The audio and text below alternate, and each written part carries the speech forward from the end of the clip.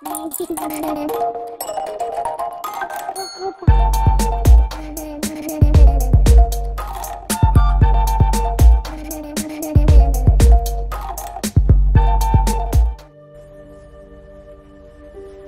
ও জননীর গল্প, হুমায়ুন আহমেদ, পর্ব ৬৪। ৩৬তম ব্রিগেডের প্রধান মেজর জেনারেল জামশেদের খাস কামরায় জরুরি স্টাফ মিটিং বসেছে।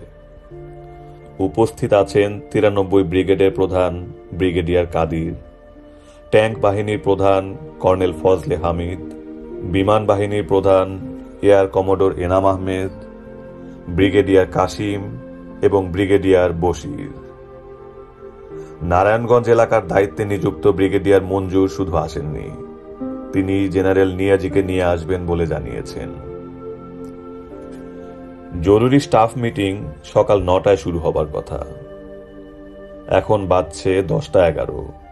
মিটিং শুরু হয়নি, কারণ জেনারেল নিয়াজি এসে পৌঁছাননি। তিনি জানিয়েছেন পাকিস্তান সেনাবাহিনীর কমান্ডার ইন চিফ জেনারেল গুল হাসানের সঙ্গে তার অতি জরুরি কিছু কথা হবে। পশ্চিম পাকিস্তানের সঙ্গে যোগাযোগ করা যাচ্ছে না বলে কথা হচ্ছে না, আরো কিছুক্ষণ অপেক্ষা করতে হবে।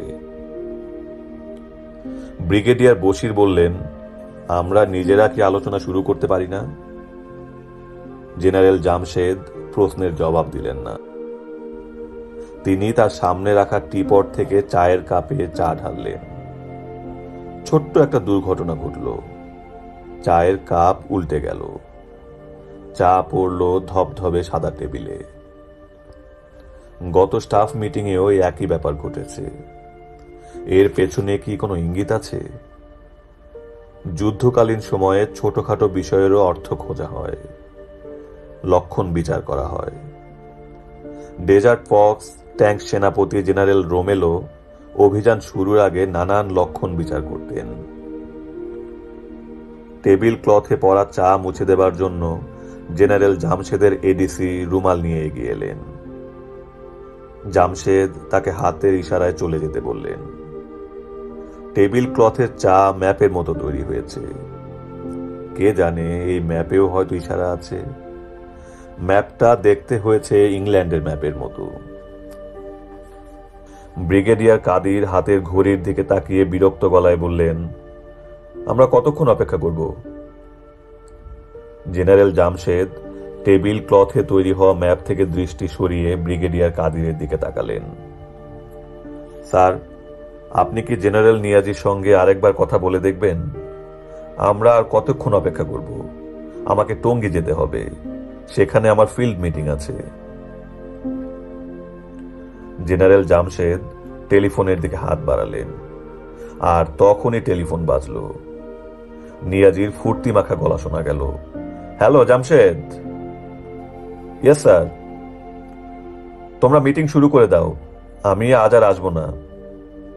ঠিক আছে স্যার। উপস্থিত সবাইকে তাদের অতি বীরত্বপূর্ণ কর্মকাণ্ডের জন্য আমার অভিনন্দন জানাবে। অবশ্যই জানাবো। তারা সবাই পাকিস্তানের নিবেদিত যোদ্ধা এবং পাকিস্তানের অহংকার। জি স্যার।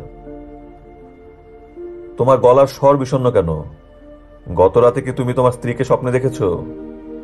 স্ত্রীকে স্বপ্নে দেখলে সৈনিক পুরুষদের মন বিষণ্ণ হয়। হ্যালো জামশেদ। Yes sir. মজার একটা জোক শোনো। এই জোকটা তুমি তোমার অফিসারদের সঙ্গে শেয়ার করতে পারো, সবাই মজা পাবে। এক পাঞ্জাবি সুবাদার মেজর, নাম মিঠা খান। তার আসল যন্ত্রটা দৈর্ঘ্য ছিল ১ ফুট। মন দিয়ে শোনো, ১ ফুট। সে তার এই বিশেষ যন্ত্র সুরক্ষিত রাখার জন্য স্ত্রীকে একটা উলের মোজার মতো জিনিস বানাতে বলল। জামশেদ, শুনতে পাচ্ছ? পাচ্ছি। যন্ত্রটা দৈর্ঘ্য কত মনে আছে তো? ১ ফুট। রাইট। তোমার স্মৃতিশক্তি অসাধারণ। যাই হোক, মূল গল্প শোনো। মিঠা খানের স্ত্রী উলের মোজার মতো জিনিস তৈরি করলো, তারপর জেনারেল জামশেদ ধৈর্য ধরে কুৎসিত রসিকতাটা শুনলেন। ভদ্রতার হাসি হাসা উচিত, তার প্রয়োজন নেই, কারণ নিয়াজি নিজেই হেসে টেলিফোন ফাটিয়ে ফেলছেন। অন্য কারো হাসি শোনার প্রয়োজন তার নেই। জামশেদ, রসিকতাটা কেমন? ভালো রসিকতা। এই লাইনের আরেকটা গল্প আছে, মডিফাইড ভার্সন, তোমাকে আরেকদিন শোনাবো, মনে করিয়ে দেবে? জি, মনে করিয়ে দেব। আমি যে আনন্দে আছি বুঝতে পারছো? আপনি সবসময় আনন্দে থাকেন। That's right. তবে আজ আনন্দিত হবার মতো ব্যাপার আছে। Chinese are coming. সে তো অনেকদিন থেকেই শুনছি। মানে যুদ্ধে চাইনিজরা বলেছিল হেল্প করতে আসবে, বুঝলে? সে তো অনেকদিন থেকেই শুনছি। অনেক দিনে শোনা কথা আর আজকে শোনা কথা আলাদা। তারা ঝাঁকে ঝাঁকে নামবে। নামলে তো ভালোই। এক সপ্তাহের মধ্যেই ঘটনা ঘটবে। ভালো কথা। চাইনিজদের নিয়ে একটা মজার রসিকতা আছে, শুনবে? বলুন, শুনছি। নিয়াজি চাইনিজদের নিয়ে রসিকতাটা শুরু করেও শেষ করতে পারলেন না। হেডকোয়ার্টার থেকে তার সঙ্গে যোগাযোগ করার চেষ্টা করা হচ্ছে। তাকে লাইনে থাকতে হলো। জেনারেল জামশেদ জরুরি মিটিং শুরু করলেন। আজকের এজেন্ডা সর্বশেষ পরিস্থিতি নিয়ে আলোচনা। তিনি সিগারেট ধরাতে ধরাতে বললেন, আমাদের সৈনিকদের মরাল কি? তার এই প্রশ্নের উত্তর কেউ দিল না। জেনারেল জামশেদ বললেন, সৈনিকদের মরাল সর্বনিম্ন পর্যায়ে বলে আমার ধারণা। এর কারণটা কি? যুদ্ধ শুরুই হয়নি, কিছু মুক্তি এদিক ওদিক ফুটফাট করছে, এতেই এই অবস্থা। কিছু বর্ডার আউটপোস্ট চাপের মধ্যে আছে, কিন্তু এখনো তো কোনো আউটপোস্ট কেউ দখল করেনি। ইন্ডিয়া সর্বাত্মক যুদ্ধ ঘোষণা করলে তবেই আমরা খানিকটা চাপে পড়ব। এয়ার কমোডোর এনাম আহমেদ বললেন, খানিকটা চাপে পড়ব? আমরা কি নিজেদের সম্পর্কে অতিরিক্ত আস্থা দেখাচ্ছি না? একজন প্রকৃত সৈনিক কি নিজেকে শত্রুর কাছে তুচ্ছ ভাববে? জেনারেল, আপনি কি বলতে যাচ্ছেন? আমি প্রকৃত সৈনিক না? আপনি অকারণে উত্তেজিত হচ্ছেন কেন? বিমান বাহিনীর প্রধান কাজ উত্তেজিত হওয়া। মূল যুদ্ধ করে স্থলবাহিনী, বাকিরা উত্তেজিত হয়। আপনি কি এই জরুরি মিটিং ব্যক্তিগত কোন্দলের জন্য ডেকেছেন? জেনারেল জামশেদ বললেন, আপনি এই মিটিং অপ্রয়োজনীয় মনে করলে চলে যেতে পারেন। কিছুক্ষণের জন্য সবাই চুপ করে গেল। পরিস্থিতি সামাল দিলেন কর্নেল ফজলে হামিদ। তিনি বললেন, আমাদের সামনের সময়টা ভালো না। সামনের দুঃসময়ের কথা ভেবে আমরা কি আমাদের কথাবার্তায় কিছুটা সংযত হতে পারি না? জেনারেল জামশেদ বললেন, আমি যে সাময়িক উত্তেজনা দেখিয়েছি তার জন্য দুঃখিত। সত্যি কথা বললে আপনাদের বলি, আমি হতাশাগ্রস্ত। বড় বড় কথা হতাশাগ্রস্তরা বলে। মুক্তিদের আমরা তুচ্ছ তাচ্ছিল্য করছি। এদের তুচ্ছ করা কি এখন আর উচিত? এরা শক্তি সঞ্চয় করছে। এয়ার কমোডোর বললেন, এরা এমন কোনো শক্তি সঞ্চয় করেনি যে আপনার মতো একজন শক্ত জেনারেল হতাশাগ্রস্ত হবেন। জেনারেল জামশেদ তার রিভলভিং চেয়ার পুরোপুরি এয়ার কমোডোরের দিকে ফিরিয়ে বললেন, কাদের সিদ্দিকী নামের সিভিলিয়নকে আপনি চেনেন?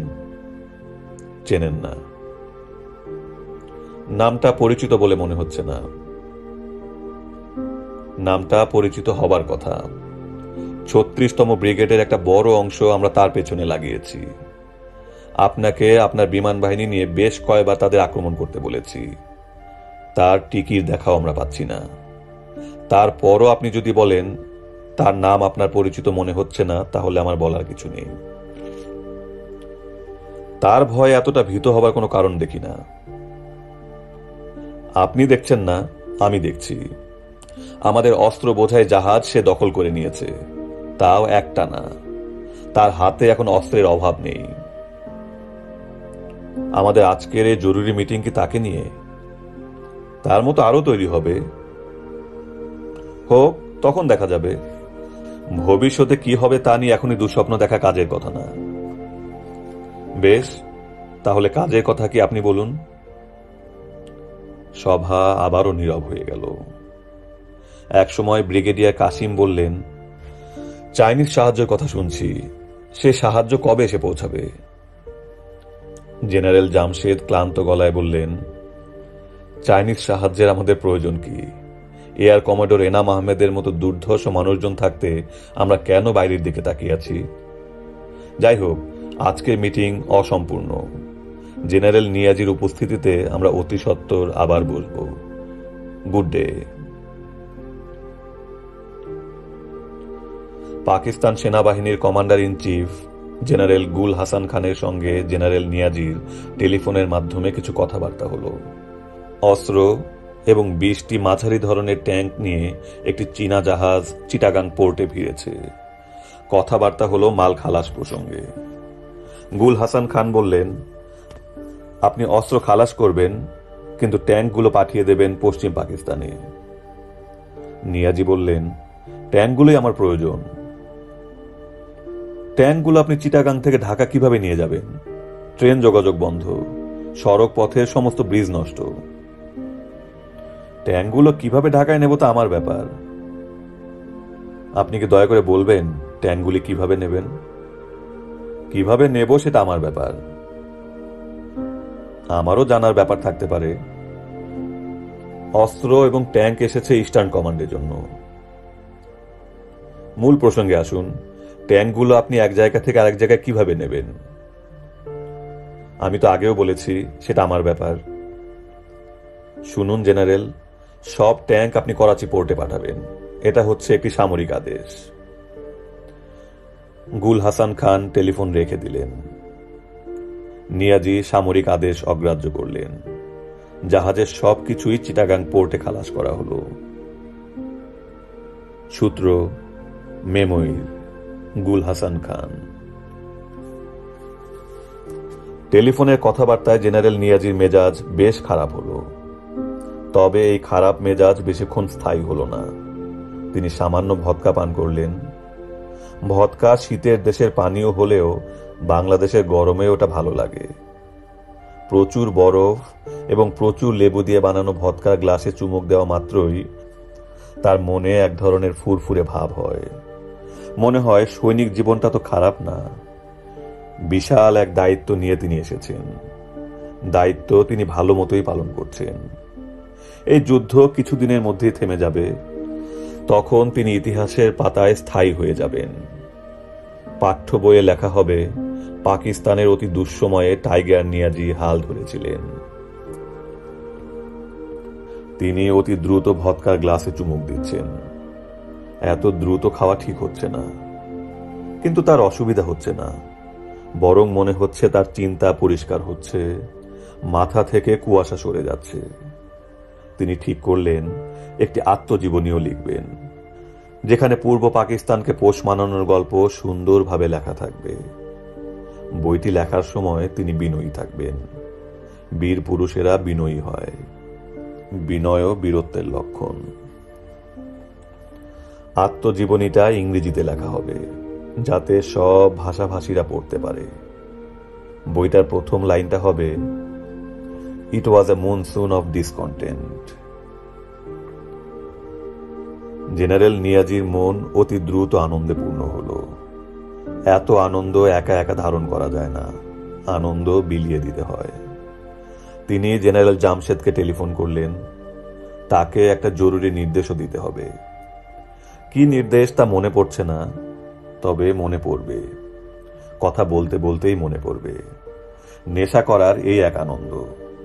মানুষ একই সঙ্গে সবকিছু ভুলে যায়, আবার তার সবকিছুই মনে পড়ে। হ্যালো জামশেদ। Yes sir. আমি একটি আত্মজৈবনিক গ্রন্থ লেখার পরিকল্পনা করেছি। ভালো করেছেন স্যার।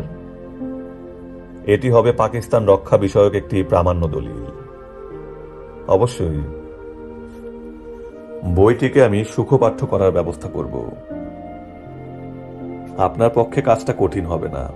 অসংখ্য গল্প আপনি জানেন, সেই সব গল্প নিশ্চয়ই বইতে পাওয়া যাবে। তা পাবে। ইস্টার্ন কমান্ডে তুমি এবং তোমার বীর সৈনিকেরা যে সাহসী ভূমিকা রেখেছে তার উল্লেখ থাকবে। স্যার, আপনাকে ধন্যবাদ। ধন্যবাদ দিতে হবে না, আমি সবাইকে তার প্রাপ্য সম্মান দেব। ভালো কথা, তোমার প্রতি একটি জরুরি নির্দেশ আছে। এতক্ষণ মনে পড়ছিল না, এখন মনে পড়েছে। স্যার বলুন। চিটাগাং পোর্টে কিছু ট্যাঙ্ক খালাস করা হচ্ছে, তুমি ট্যাঙ্কগুলো ঢাকায় আনার ব্যবস্থা করো। সেটা কিভাবে সম্ভব? আমি তোমাকে নির্দেশ দিলাম, কিভাবে সম্ভব তা তোমার ব্যাপার। আমি দেখতে চাই নির্দেশ পালিত হয়েছে। জেনারেল জামশেদ কিছুক্ষণ চুপ করে থেকে বললেন, ছোট্ট একটা দুঃসংবাদ আছে। জেনারেল নিয়াজি বিরক্ত গলায় বললেন, দুঃসংবাদ শোনার মতো মানসিক অবস্থা এখন আমার নেই। তারপরেও বলো। আমাদের একটা পুরো কোম্পানি কাদের সিদ্দিকী ধ্বংস করে ফেলেছে, কয়েকজন তার হাতে ধরাও পড়েছে। কাদের সিদ্দিকী কে? ইন্ডিয়ান আর্মির? জি না স্যার, একজন সিভিলিয়ান মুক্তি। তাকে মৃত অথবা জীবিত অবস্থায় আমার সামনে হাজির করবে। তোমার প্রতি এটি আমার আদেশ, একটি সামরিক আদেশ। জেনারেল নিয়াজি টেলিফোন রেখে দিলেন। তার মেজাজ প্রচন্ড খারাপ। তবে কিছুক্ষণের মধ্যেই পুরনো ফুরফুরে ভাব আবার ফিরে এলো। তিনি তার আত্মজীবনী নিয়ে ভাবতে লাগলেন।